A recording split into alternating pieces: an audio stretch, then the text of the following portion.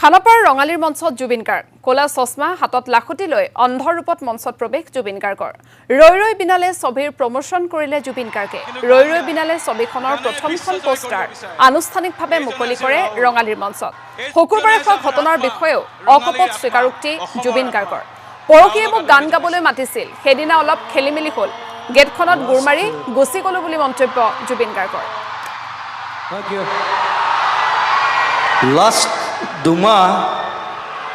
মই ৰাহুল হৈ আছোঁ আগৰ পৰিচয়টো নাই মোৰ এতিয়া আৰু ৰঙালী আজি স্পেচিয়েল অকেজনত এটা স্পেচিয়েল কাম কৰিবলৈ আহিছোঁ সকলৰ কাৰণে এটা শুভবাৰ্তা এটা সুন্দৰ কামৰ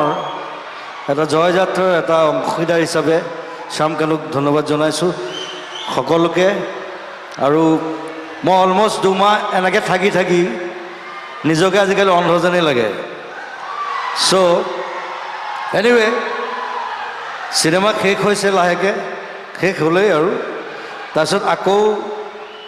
ভালকৈ চাবলৈ পাম যেন আশা কৰিছোঁ থেংক ইউ বাকীখিনি ৰাহুলে আগবঢ়াই লৈ যাব ৰাহুল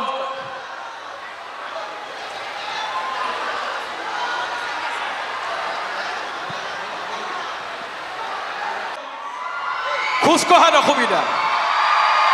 অঞ্জন মানে নেদেখে কিন্তু গান গায় গানেৰে বিশ্ব জয় কৰিব বিচাৰে এইজনে হৈছে ৰাহুল এইজনে হৈছে আমাৰ আত্মা ৰঙালীৰ আত্মা অসমৰ আত্মা ৰাহুলক আদৰণি জনাইছোঁ লাষ্ট প্ৰথমখন পোষ্টাৰ আপোনালোকৰ আগত মুকলি কৰিব বিচাৰিছোঁ হ'বনে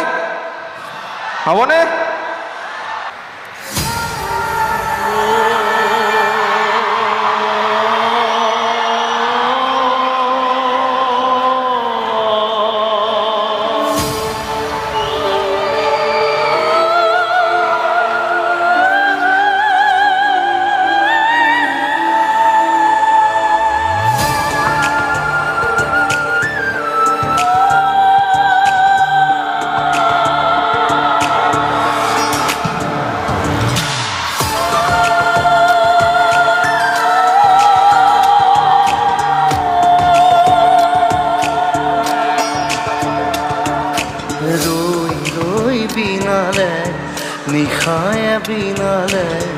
ৰাতিপুৱা বলে কিমান এইটো মই বনোৱা এটা one of the toughest songs মই সেইকাৰণে আজিলৈকে ষ্টেজত গোৱা নাই আৰু এইবাৰ গাব লাগিব কাৰণ গানটোৰ পৰা মই চিনেমালৈ গুচি গ'লোঁ এটা গানক চিনেমা বনোৱাটো বহুত টান কাম আৰু এটা 15 বছৰৰ প্ৰচেষ্টা 15 বছৰ আগতে মই ৰাজেশক কৈছিলোঁ যে মোৰ এনেকুৱা এটা ষ্টৰী আছে খালি মই তাত ব্লাইণ্ড এজন ব্লাইণ্ড ছিংগাৰ তাৰ ষ্ট্ৰাগল তাৰ লাইফ তাৰ গান আৰু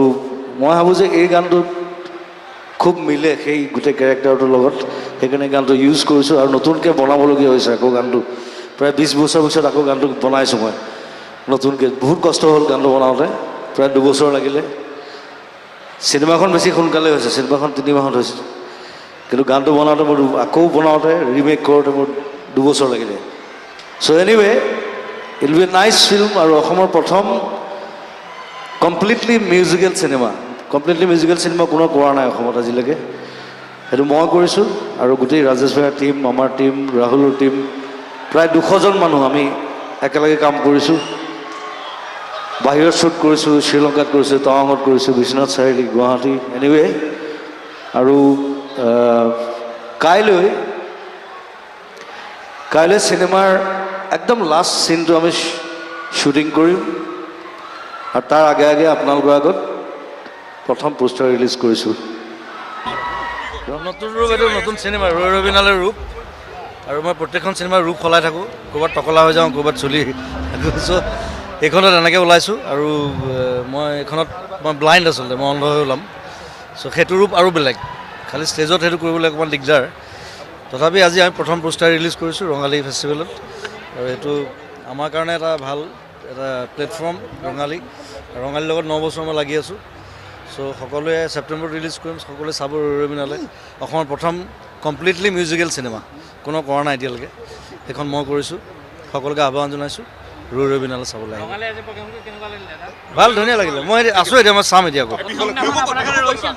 বিহু মই নাজানো দেই, এইটো চিধা মই কাইলৈ দিব লাগিব লিষ্টটো। মই লিষ্ট পোৱাই নাই এতিয়ালৈকে, আৰু মই প্ৰিপেয়াৰ হোৱা নাই। প্ৰথমতে মই নাহিলোঁ। এটা সুন্দৰ কামৰ এটা জয়যাত্ৰাৰ এটা অংশীদাৰ হিচাপে শ্যাম কানুক ধন্যবাদ জনাইছোঁ সকলোকে। আৰু মই অলমষ্ট 2 মাহ এনেকৈ থাকি নিজকে আজিকালি অন্ধ যেনেই লাগে। চ' এনিৱে চিনেমা শেষ হৈছে, লাহেকৈ শেষ হ'লেই আৰু তাৰপিছত আকৌ ভালকৈ তাৰপিছত অকণমান কিবা খেলি মেলি পালোঁ, গেটবিলাক চব তলা মৰা, কিবা খং উঠিলে গেটখনত গোৰ এটা মাৰি পেলাই মই ঘূৰি গুচি গ'লোঁ, নাগালোঁ। চ' আৰু চিনেমাখনত মোৰ কেৰেক্টাৰটো তেনেকুৱাই, সি অন্ধ যদিও he is aggressive, he is eccentric. আৰু আমাৰ ৰাহুল গৌতম শৰ্মাই ষ্টৰিটো মোৰ স্ক্ৰীন প্লে সি লিখিছে, আৰু সি বদমাছে কি কৰিছে, মই জীৱনত বহুত ঘটনা ঘটাইছোঁ, কিবা কিবি এইবোৰ চব লিখি দিছে চিনেমাখনত। চ' চালে মোক দেখা যেন লাগিব, খালি অন্ধ দেখিব।